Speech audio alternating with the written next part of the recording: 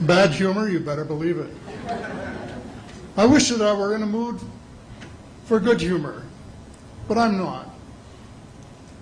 We are hell-bent in the direction of destroying our planet, and frankly, we appear to be doing very little about it. Decades ago, visitors from other planets warned us about where we were headed and offered to help. But instead, we, or at least some of us, interpreted their visits as a threat and decided to shoot first and ask questions after. The inevitable result was that some of our planes were lost, but how many were due to retaliation and how many were as a result of our own stupidity is a moot point. Wilbert Smith, one of the first Canadians to take an active interest in the subject of UFOs, asked the visitors about the accidental destruction of our aircraft by flying into the vicinity of a flying saucer. The response, and this is Wilbur's words, "We were informed that although a few of our aircraft had come to an unfortunate end by what they considered the colossal stupidity of our pilots, they were now taking corrective measures to avoid our aircraft. I asked them," and this is still Smith, I asked them what happened, and they said, "Well, the fields around the saucers in order to hold them up, in order to produce the gravity differential, the time field differentials which were necessary to operate the ship. These sometimes produced field combinations which reduced the strength of materials to the point where they were no longer strong enough to carry the loads that the materials were expected to carry." Now, as we know, aircraft, particularly the military type, are built with a rather small factor of safety. And in these regions of reduced binding, the materials are no longer strong enough to carry the load, and the craft simply comes apart. When I read that, I was reminded of the late, great soprano Lily Pons, who used to smash crystal goblets with her high C. She would direct the sound at them, and something in the sound waves would change the structure of the glass, and it would fly apart. Well, this didn't satisfy our military chiefs, who must have thought that it was more important to secure American nuclear superiority, even though using it would result in the annihilation of us all, than to take the hint and start moving the planet back from the brink of global disaster.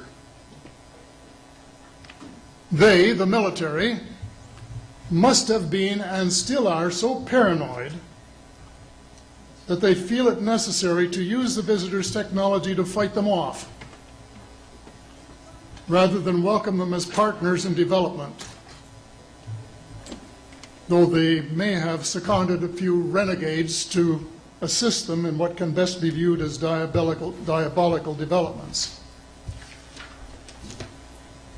Stephen has said that talking about UFOs is passé, and that we should be talking or limiting our talk to exopolitics. Well, Stephen, I agree with you in theory, but in reality we have a problem when official U.S. policy insists that UFOs don't exist. The veil of secrecy must be lifted, and it has to be lifted now, before it's too late. It is ironic that the U.S. would begin a devastating war, allegedly in search of weapons of mass destruction, when the most worrisome developments in this field are occurring in your own backyard. It is ironic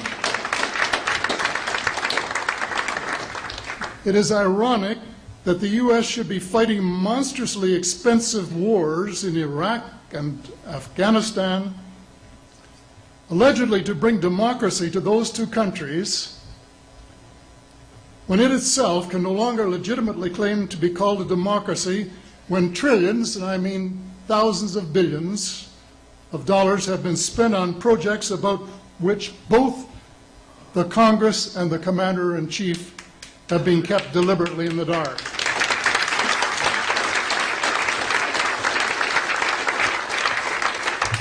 How much has been accomplished in 60 years of feverish activity by some of the most educated minds in the United States?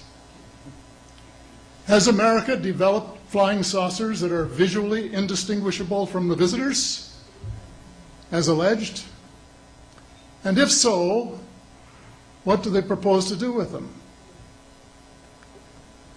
Even more critical, what progress has been made in the development of clean energy sources that could conceivably replace fossil fuels and save the planet from becoming a veritable wasteland? Well, who has the answers?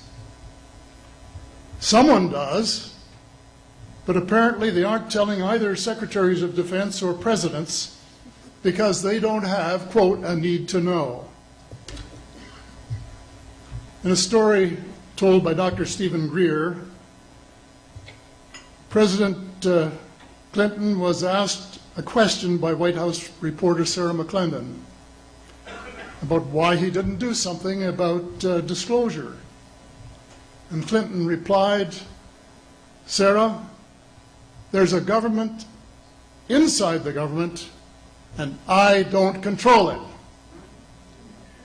Excuse me, doesn't the Commander-in-Chief and the person who allegedly has their finger on the nuclear trigger have a right to know what his subordinates are doing? The people of the United States who have paid the bills have the right to know. The people of the world demand to know because it is our descendants too whose lives are in mortal danger. It is time for the people of the United States to launch a new war against the evil of lies, deceit, and darkness, and go all out to win the victory of truth and transparency and light. Thank you.